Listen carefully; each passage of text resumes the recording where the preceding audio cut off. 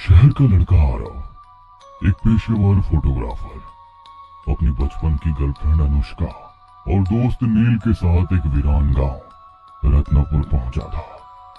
उसे वहां एक पुरानी हवेली की फोटो सीरीज शूट करनी थी जो वर्षों से वीरान थी। कहते हैं वहां रात को किसी औरत की सिसकियां सुनाई देती है। What the hell? तो हम वहाँ क्यों जा रहे हैं? अरे ये सब बकवास होती है। हालांकि कुछ लोग दावा करते हैं कि वहाँ काम पिशाचनी रहती है, एक ऐसी आत्मा जो सुंदर रूप में प्रकट होती है और फिर आदमियों की हवस के सहारे उनकी आत्मा चूस कर मार डालती है। मतलब मुझे डरने की जरूरत नहीं है। अगर ये सच हुआ तो वाट तुम लोगों की लगेगी। वाह वाह, कितनी खुश हो रही है ये सुनकर। हाँ क्यों नहीं, तुम्हें ही मरने का शौक चढ़ा है जो यहाँ आए हो शूट करने। अरे भाई, तूने वो कहावत सुनी है, जिस हवेली में हुस्न नजर आए वहाँ हड्डियां जरूर बिछी होंगी। ब्रो, तू भी ना एक लड़की के नाम से डर रहा है? अबे ये सिर्फ बातें हैं बातें, और तेरा नाड़ा इतना ढीला है क्या कि एक भूतने के सामने खुल जाएगा? लेकिन फिर भी अनुष्का को रात में वहां जाना ठीक नहीं लग रहा था। इस पर आरव कहता है, डोंट वरी बेबी, मैं हूं ना। शाम के 6 बजे वो तीनों हवेली पहुंचे। जर्जर दरवाजा, चारों तरफ इतना जाला कि आगे बढ़ना मुश्किल और बिल्कुल घोप अंधेरा। लेकिन जैसे ही आरव ने पहला कदम अंदर रखा, उसे एक खुशबू आई, बेहद मीठी, जैसे किसी औरत के गीले बालों की।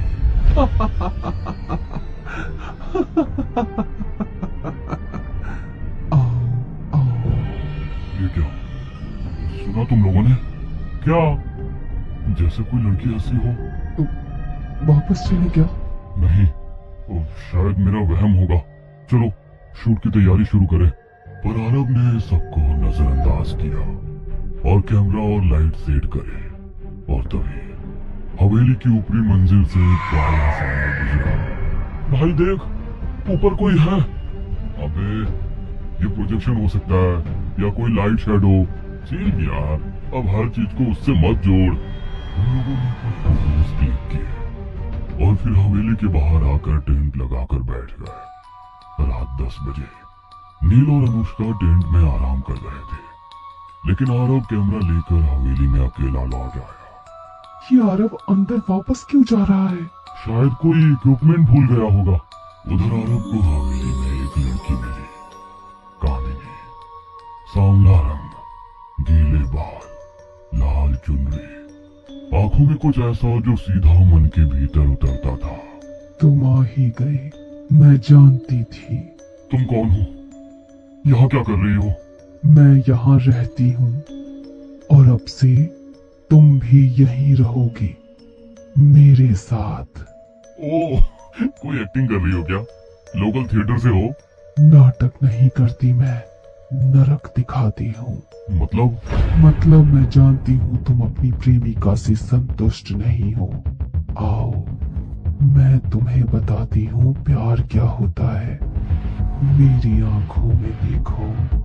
आरव को एक सेकंड के लिए उसकी आंखों में सुर्ख आग दिखी। उसका बदन ठंडा पड़ गया, लेकिन मन फिर भी खींचता चला गया। कामिनी की आंखों में वो जादू था या शायद कोई शराब। वो उसे ऊपर कमरे में लेकर गई। नीचे टेंट में अनुष्का सो चुकी थी, लेकिन अचानक उसकी आंख खुली। उसे किसी औरत की हंसी सुनाई दी, लेकिन ये कोई आम हंसी नहीं थी। ये वही हंसी थी जो वो बचपन में अपने बुरे सपनों में सुनती आई थी।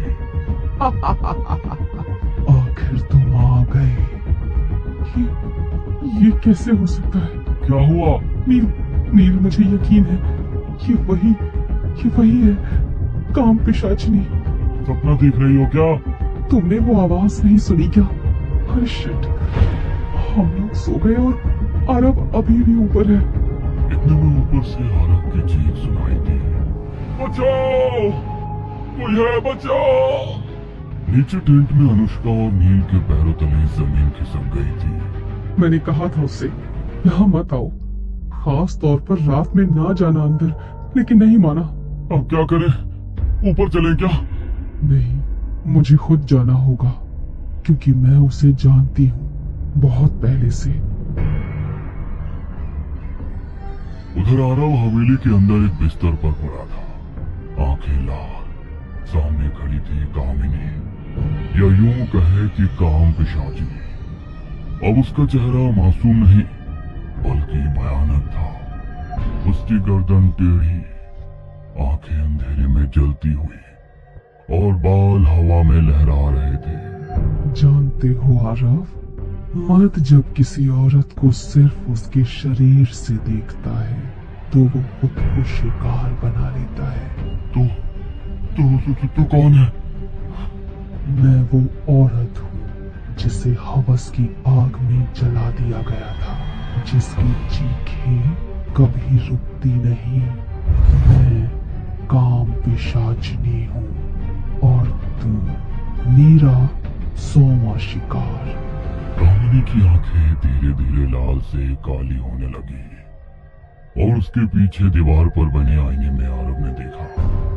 उसके शरीर से एक एक करके धुएं जैसी परछाइयां निकल रही थी, जैसे उसकी आत्मा खींची जा रही हो। आरव, आरव! तभी नील भी भागते भागते उसके पीछे आ गया। हम इसे नहीं रोक सकते, वो पिशाचिनी है, इंसान नहीं। उसे मैं ही रोक सकती हूँ। नील कुछ कहता इससे पहले अनुष्का की आंखों से लाल रोशनी फूटी। तू कौन है? मैं भी एक काम पिशाचिनी हूँ। परसों पहले आरव ने अनजाने में मेरा आवाहन किया था। मैं तभी से उसके साथ हूँ।